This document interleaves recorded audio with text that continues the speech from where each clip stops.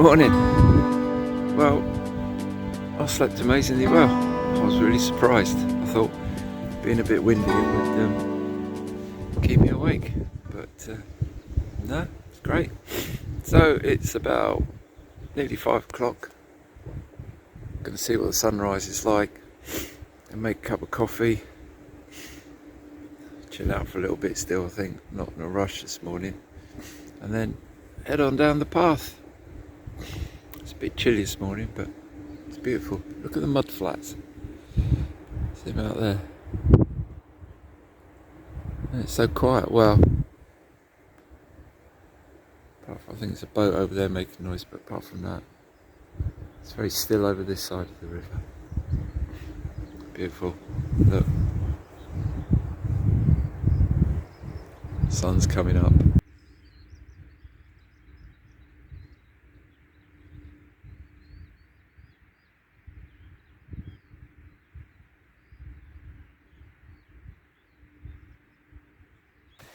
Here we go, back on the trail.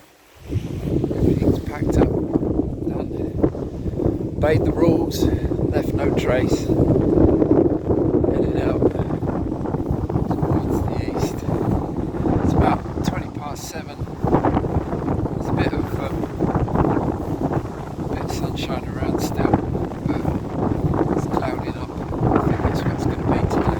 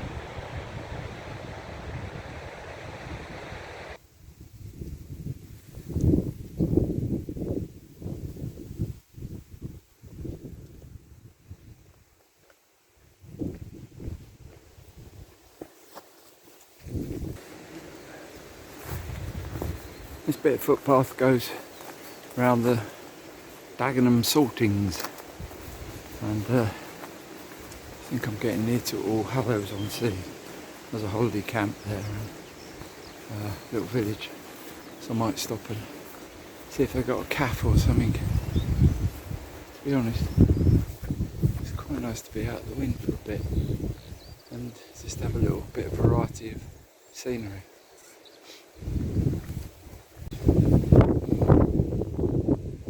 Welcome to All Hallows Leisure Park.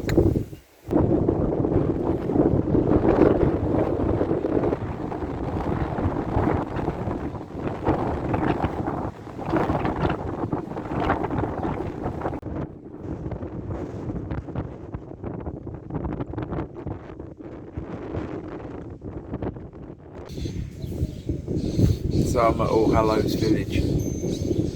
Just stopped. This is a bus stop I'm sitting at. I was kind of hoping they might have a cafe, but it was shut. The holiday park was probably a bit more to it than what I thought for. There seems to be a lot of people leaving it, I suppose.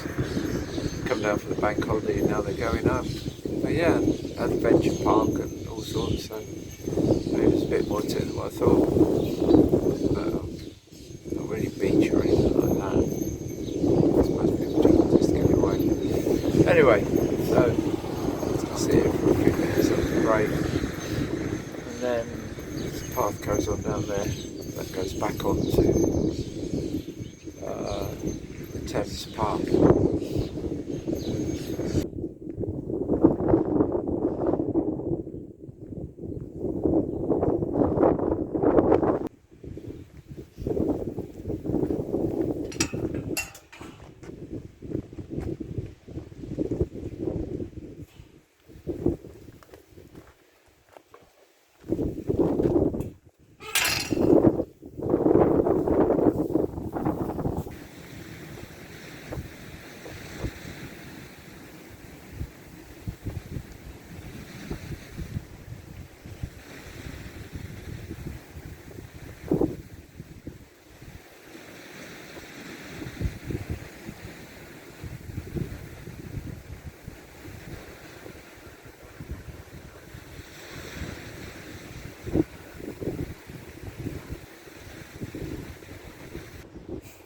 just back up the path there a little way, I reached the nearest point you can get to the London Stone.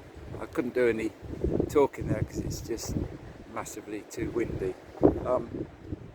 So the London Stone marked the limit of the City of London's power over the River Thames. They don't own it anymore, it's now run by the Environment Agency. Yeah. And then on the opposite bank over the other side is what they call the Crow Stone. So that's the ancient boundary really of what would be the River Thames. So yeah, I've done it. I've walked the Thames from source to sea. Brilliant. So now I'm walking down Yancey Creek, is it called? Something like that.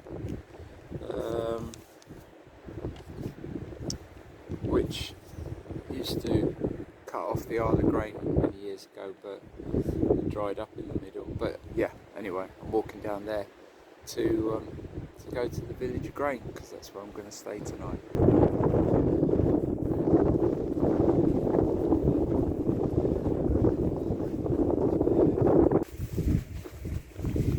As ever, always getting names wrong.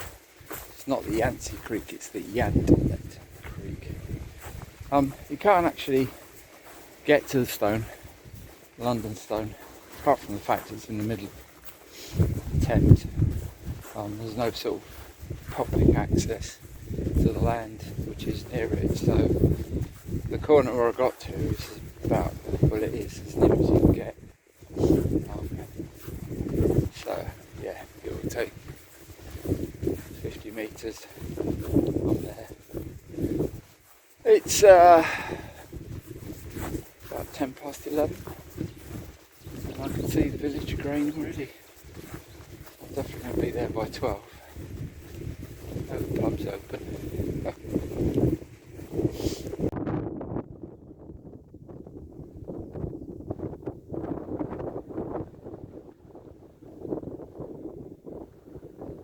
This is it, coming into the village of Grain.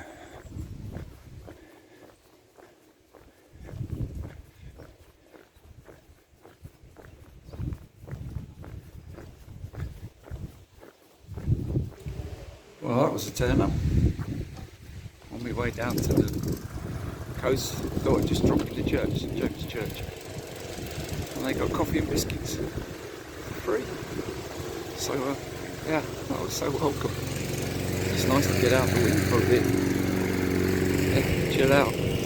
Anyway, and their local walking group turned up, about 15 of them. I was a bit overwhelmed.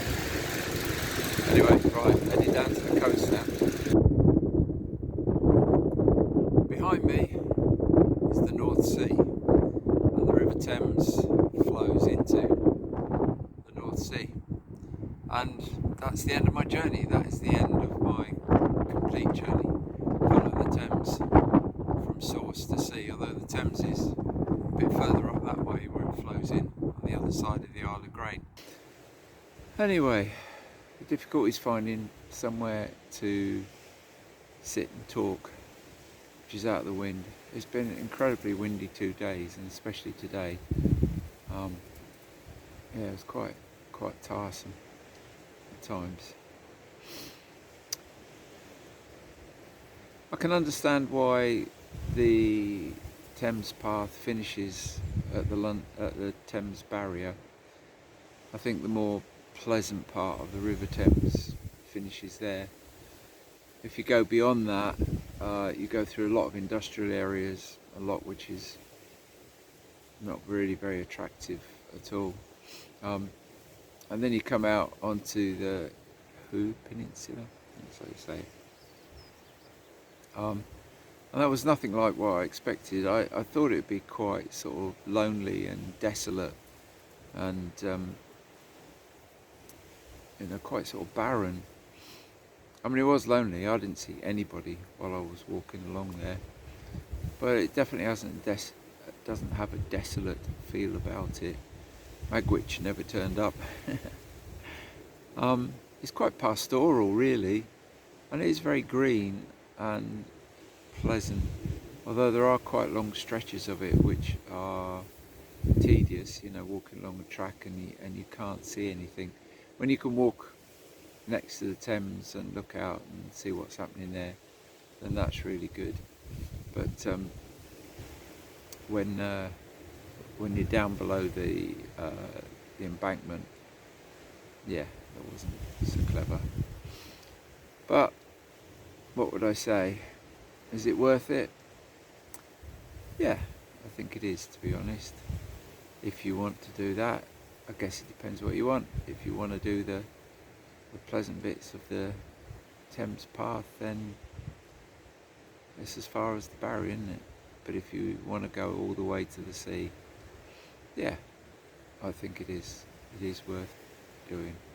It would have been, I mean, don't get me wrong, wind's alright, quite liked it, but it would have been a lot pleasanter if the wind hadn't been so strong, shall we say. Anyway, I've made it all the way to what is basically the North Sea, and I've done what I set out to do. Take care, and if you're a walker, I hope you have some really good walks. Bye.